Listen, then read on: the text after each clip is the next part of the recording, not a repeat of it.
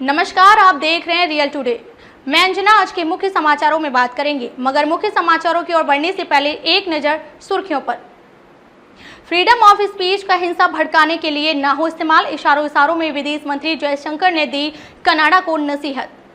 Weekend पर चुनावी रैलियों की भरमार, जाने पीएम मोदी के अलावा और कौन कौन से नेता दिखाएंगे दम।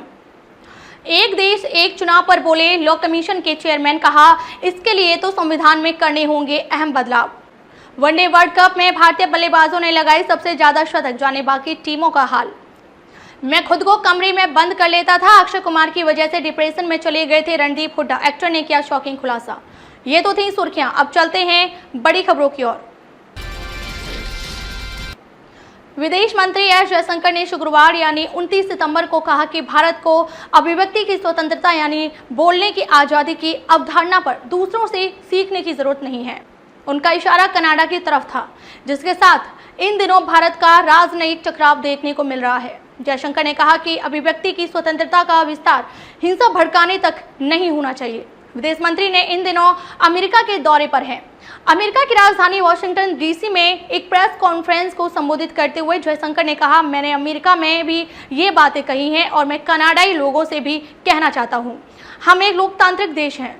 हमें दूसरे लोगों से ये सीखने की जरूरत नहीं है कि अभिव्यक्ति की आज़ादी क्या है, लेकिन हम लोगों को बताना चाहते हैं कि अभिव्यक्ति की आज़ादी हिंसा भड़काने के स्तर तक नहीं होनी चाहिए। हमारे लिए आज़ादी का गलत इस्तेमाल है, ये स्वतंत्रता की रक्षा नहीं है। देश के अलग अलग राज्यों में चुनावी रंग चढ़ता जा रहा है। अगले साल होने वाले लोकसभा चुनावों से पहले इस साल नवंबर दिसंबर में 5 राज्यों यानी मध्य प्रदेश, छत्तीसगढ़, राजस्थान, तेलंगाना और मिजोरम में विधानसभा चुनाव होने हैं। चुनाव आयोग कभी भी चुनाव की डेट घोषित कर सकता है। इन सबके बीच राजनीतिक दलों ने भी अभी से जनसभा और रैली के जरिए मतदाताओं को साधना शुरू कर दिया है। वीकेंड पर इन जनसभाओं की संख्या और बढ़ जाती है।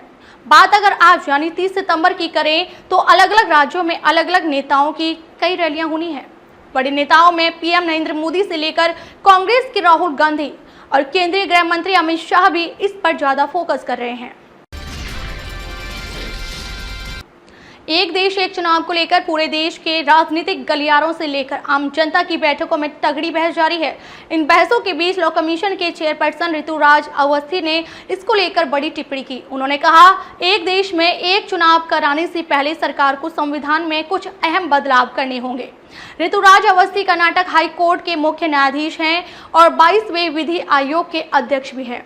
सरकार ने विधि आयोग को यह जिम्मेदारी सौंपी है कि वह एक ऐसी प्रक्रिया के बारे में सरकार को बताएं जिससे देश में होने वाले चुनाव को एक लाइन में लाया जा सके। शुक्रवार यानी 29 सितंबर 2023 को मीडिया रिपोर्ट्स के मुताबिक ऋतुराज अवस्थी ने एक देश एक चुनाव की समय सीमा बताने से इनकार कर दिया।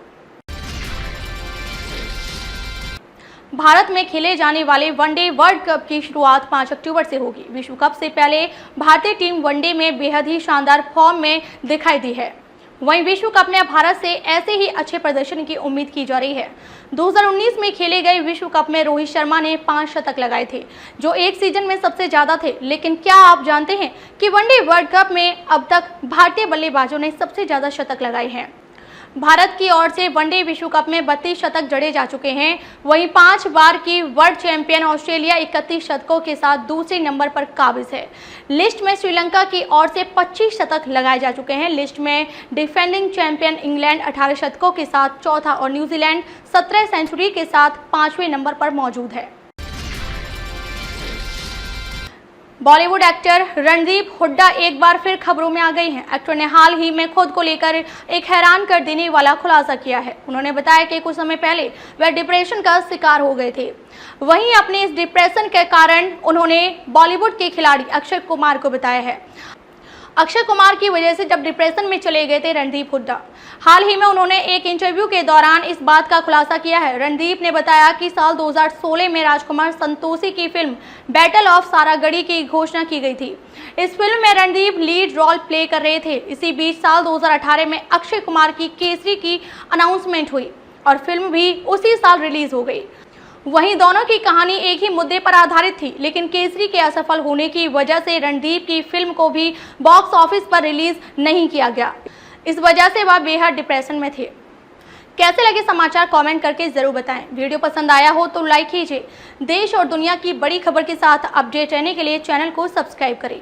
अब तक के लिए बस इतना ही, फिर मिलते हैं कुछ ऐसी ही बड़ी खबरों के साथ। तब तक के लिए नमस्कार और देखते रहिए रियल टुडे।